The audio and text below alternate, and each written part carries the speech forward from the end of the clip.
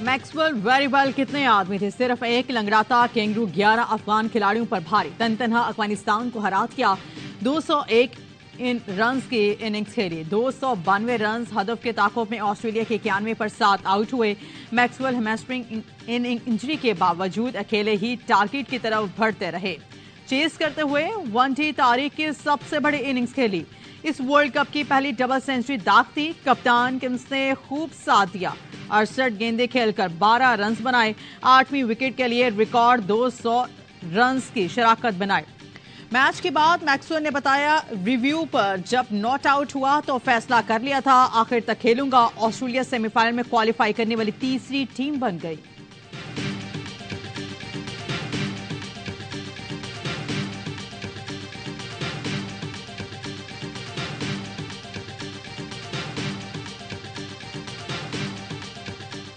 Maxwell ने यानी ऐसी इनिंग कभी देखी है आपने? खड़े हो गए बंदी, हाँ सही बात, ये बात। 200 तो बहुत से लोगों ने करे, ठीक है, चेस करते हुए ऐसी इनिंग्स किसी ने नहीं खेली। हाँ, और स्पेशली बगैर पाँव के। दिल तो एक ही जुमला कह रहा है, कोई पूछे तो कहना मैक्सवेल आया था। तो आप पता है क्या है, हाँ, अब बड़ी खुशी हुई आप लोगों से मिल के आते रहे। मैक्सवेल ने पाकिस्तान की उम्मीदें बरकरार रखी, को पूछे तो कहना मैक्सवेल आया था।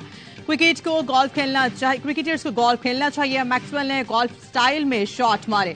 बासित अली का हर लम्हा पर जोश में तबसरा। कामना नकमा ने कहा, अफगान खिलाड़ी गरूर का शिकार हो गए। मैक्सी ने तारीखी इनिंग्स खेली। अजहर अली ने कहा, जब मैक्सवेल को कमर दर्द हुआ तो अफगान बॉलर्स उनको उनके वजन में बॉलिंग कराई और मैक्सवेल ने बगैर पांव हिलाए धनाई की। मुस्तफा चौधरी अफगान फैन के रूप में खासे रंजीदा दिखाई दिए।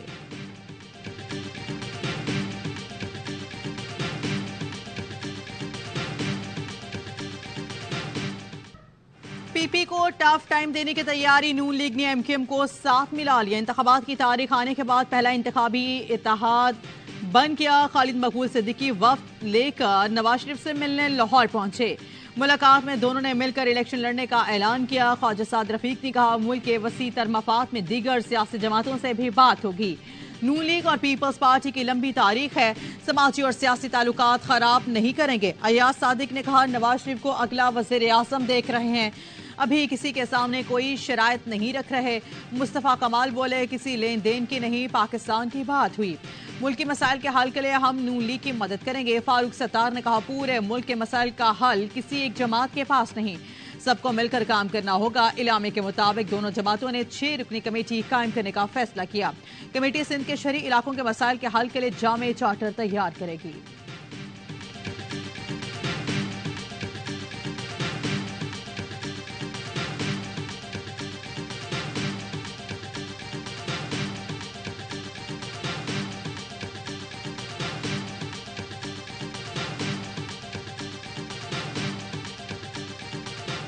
हमें तो पाकिस्तान की तरक्की चाहिए, चाहे वो सिंध है, KPK है, बलूचिस्तान है, कराची है और पंजाब है, बिल्कुल एक ही नजर से सबको देखते हैं।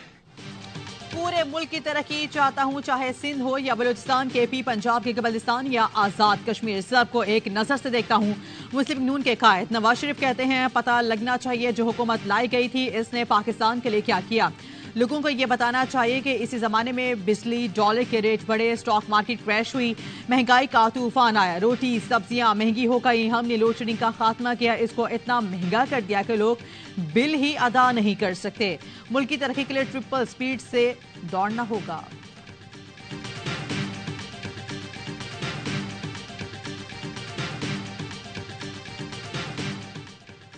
इलेक्शन में हमारे खिलाफ खड़े हों, बिस्मिल्लाह। आसिफ अली ज़रदारी का मुखालिफिन को चैलेंज, घुटकी में खिताब करते हुए कहा, मुकाबला होगा तभी अच्छे नताइज सामने आएंगे। पाकिस्तान सिंध ने बनाया, बचाना भी हमको है, अवाम हमारे साथ खड़े हों, बाकी उनके सामने कोई खड़ा हो, हमने हमेशा अवाम की नौकरी की है।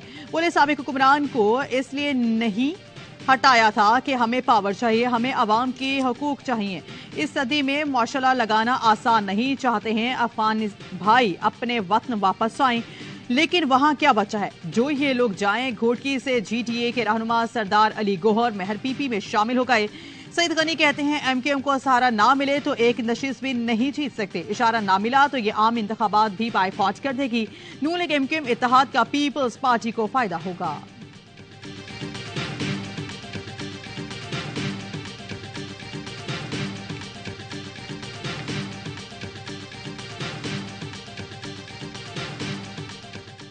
स्मोक की सूरत हाल काबू से बाहर। पंजाब हुकूमत का लाहौर डिवीजन में जुमेरात से इतवार तक छुट्टी का ऐलान। ननकाना, वजीराबाद और गुजरांवाला में भी तातुल होगी।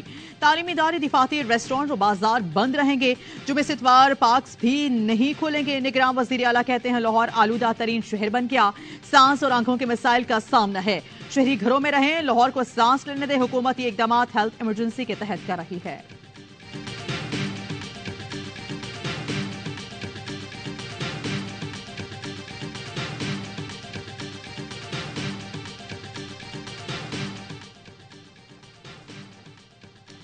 कराची एयरपोर्ट पर निजी लाउंज के खाने से कीड़े निकले। मुसाफिर को दिए गए खाने में कीड़ा रेंगता नजर आए। एयरपोर्ट हेल्थ ऑफिसर ने लाउंज सील कर दिया। Director general civil aviation authority ने वाकई का नोटिस ले लिया। आला सतह की तहकीकाती कमेटी के जरिए छानबीन कराएं। एयरपोर्ट मैनेजर को तहकीकात का हुक्म। तहकीकाती कमेटी में CAA officer, doctor, water health services का एहलकार शामिल होगा। कमेटी 48 घंटे में रिपोर्ट पेश करेगी।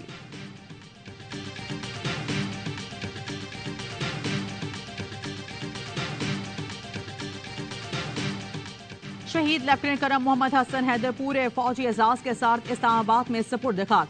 नमाज जनाजा में निगरान वज़ीर आज़म, वज़ीर दिफा और army chief general Asim Munir की शिरकत। Chairman joint chief of staff committee और सीनियर सिविल फौजी हुकाम भी शरीक हुए। नायक खुशदिल खान, नायक रफीक खान और लांस नायक अब्दुल कादिर भी आबाई इलाकों में सपुर्द खाक। नमाज जनाजा में पाक फौज के अफसरान, जवान, अजीज वकारब और अहले इलाका की शिरकत। शहीद लेफ्टिनेंट कर्नल और तीनों जवान दहशतगर्दी के खिलाफ बहादुरी से लड़ते हुए शहीद हुए थे। ISPR का कहना है शौहदा की कुर्बानियां दहशतगर्दी के खिलाफ आज़म और हौसले को मजीद तकवीत देती हैं। दहशतगर्दों के खिलाफ जारी जंग आखिरी दहशतगर्द के खात्मे तक जारी रहेगी।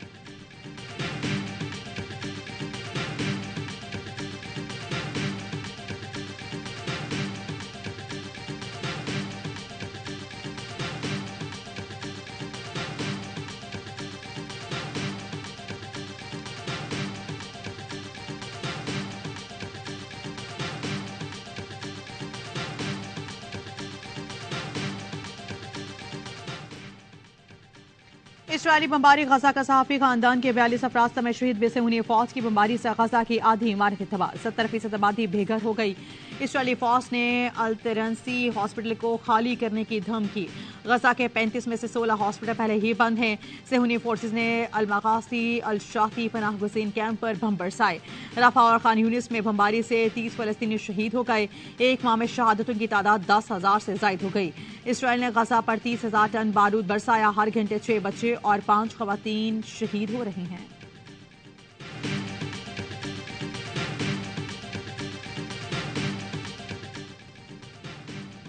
बैतुल हिलिया में अल-किस्साम ब्रिगेड और इसराइली फौज में धू बधू लड़ाई। मुजाहिदीन का 12 इसराइली टैंक और फौजी गाड़ियां तबाह करने का दावा। अल-शती कैंप के करीब भी घात लगाकर हमला। सेहूनी फौजी फंस के हमास कमांडोज के हमलों में अब तक 110 इसराइली टैंक और फौजी गाड़ियां तबाह हो चुकी हैं।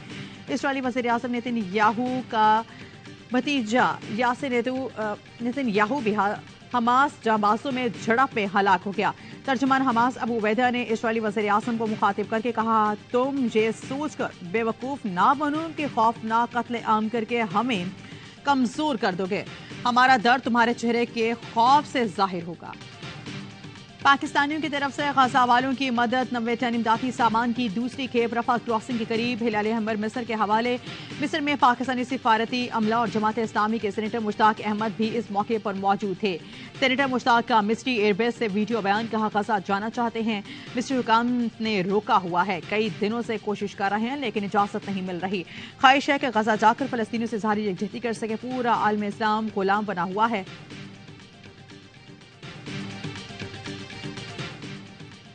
पाकिस्तानियों की तरफ से गजा वालों की मदद। 90 टन इमदादी सामान की दूसरी खेप रफा क्रॉसिंग के करीब। हिलाल हमर मिस्र के हवाले। मिस्र में पाकिस्तानी सिफारती अमले और जमात इस्लामी के सेनेटर मुश्ताक अहमद भी इस मौके पर मौजूद थे। सेनेटर मुश्ताक अहमद का मिस्री एयरबेस से वीडियो बयान। कहा, गजा जाना चाहते हैं, मिस्री हुकाम ने रोका हुआ है। कई दिनों से कोशिश कर रहे हैं लेकिन इजाजत नहीं मिल रही। ख्वाहिश है कि गजा जाकर फलस्तीनियों से ज़ाहिरी यकजहती कर सकें। पूरा आलम इस्लाम गुलाम बना हुआ है, सिर्फ गजा आजाद है।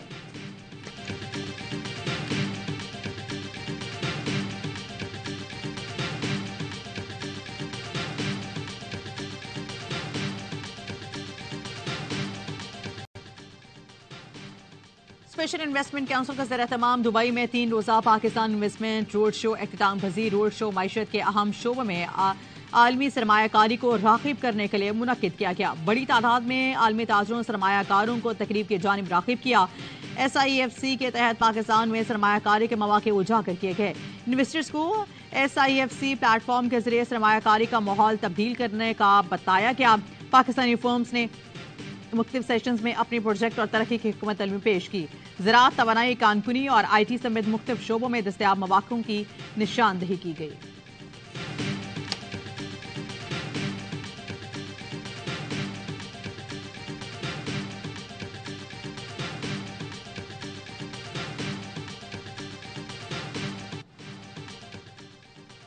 बेहतरीन निशानाबाजी एक फौजी कातरा इम्तियाज है। फौजी तरबियत में निशानाबाजी बुनियादी हैसियत रखती है। Army chief general Asim Munir का पाकिस्तान आर्मी राइफल एसोसिएशन के 43वें मुकाबलों की इख्तितामी तकरीब से खिताब। आर्मी चीफ झेलों में तकरीब के मेहमान खुसूसी थे। सरबराह पाक फजाइया air marshal Zaheer Ahmed Babar Sidhu guest of honour थे। मुकाबलों में मुसल्लह अफवाज, सिविल आर्म फोर्सेज समेत 2000 से जायद निशानाबाजों ने हिस्सा लिया। पाक फौज ने 4 कैटेगरीज के मुकाबले जीते। पाक बहरिया दूसरी और पाक फजाइया तीसरी पोजीशन पर रही। आर्मी चीफ और एयर चीफ ने ट्रॉफीज, अवार्ड्स और मेडल तकसीम किए। जनरल आसिम मुनीर ने निशानाबाजों की बेहतरीन महारतों को सराहा।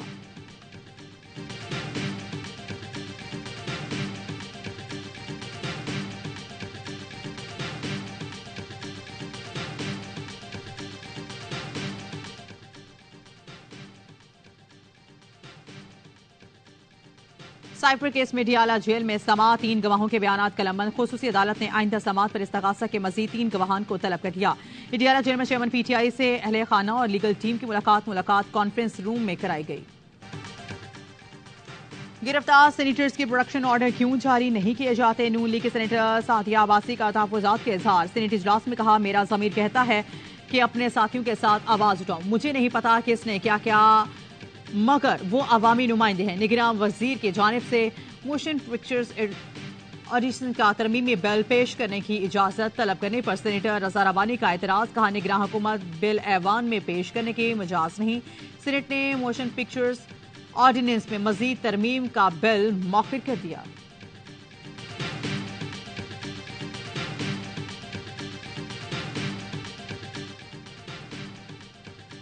गैर कानूनी गैर मुल्कियों की मुल्क बदरी, मजीद 9,816 गैर कानूनी मुकीम अफगान बाशिंदे अपने मुल्क वापस चले गए। अब तक 1,98,554 गैर कानूनी मुकीम गैर मुल्की वापस आ चुके हैं।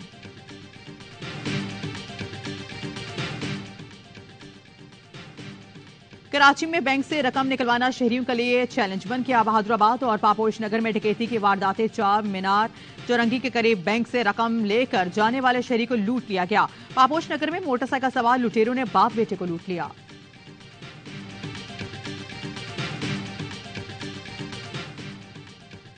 क्वेटा में कांगो से मुतासर होने वालों मजीद 3 अफराद को कराची मुंतकिल कर दिया गया। 2 डॉक्टर और 1 नर्स शामिल। तर्जुमान यंग डॉक्टर्स एसोसिएशन के मुताबिक कराची मुंतकिल किए गए मरीजों की तादाद 12 हो गई। 4 मरीज क्वेटा में ज़ेरे इलाज हैं। गजा में कत्लेआम पर कब तक खामोश रहोगे? न्यूयॉर्क में हजारों अफराद मुजस्मा आज़ादी पर जमा। मुजाहिरीन में क़दामत पसंद यहूदियों की शिरकत। आज़ाद फ़लस्तीन के हक में बैनर्स उठा रखे। आयरलैंड में शहरियों ने फ़लस्तीनियों से यकजहती के लिए दीवार पर इसराइली दरिंदगी की कहानी पेंट कर दी। जो बाइडन काउंसिल कश्ती का जिम्मेदार ठहराया। मुजाहिरीन ने गुड़ियाओं की मॉडल उठा रखे थे जिनके चेहरे और कपड़े खून से तर दिखाए गए थे। प्ले कार्ड्स पर लिखा था, ये हैलोवीन नहीं, गजा के बच्चे हैं। टोक्यो में G7 इजलास के मौके पर जापानी शहरियों का एहतजाज। फ़लस्तीनी सत्ताधारी यकजहती। इंडस्ट्रियल असलहा बनाने वाली फैक्ट्रियों के बाहर फ़लस्तीनियों के हक में मुजाहरा। इसराइल को हथियारों की फराहमी रोकने का मुतालबा।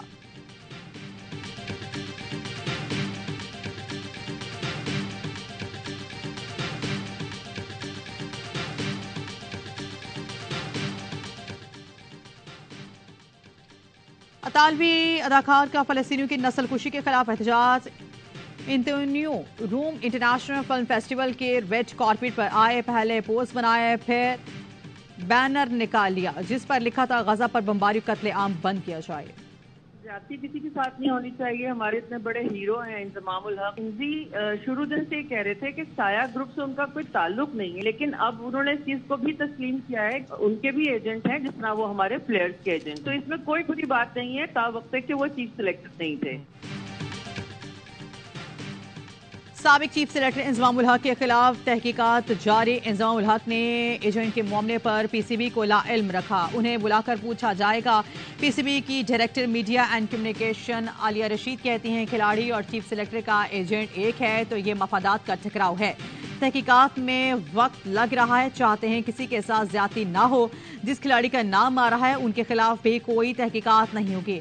और ऑस्ट्रेलिया के लिए सिलेक्शन कमेटी के सीनियर रुकन वक्ती तौर पर जिम्मेदारी संभालेंगे।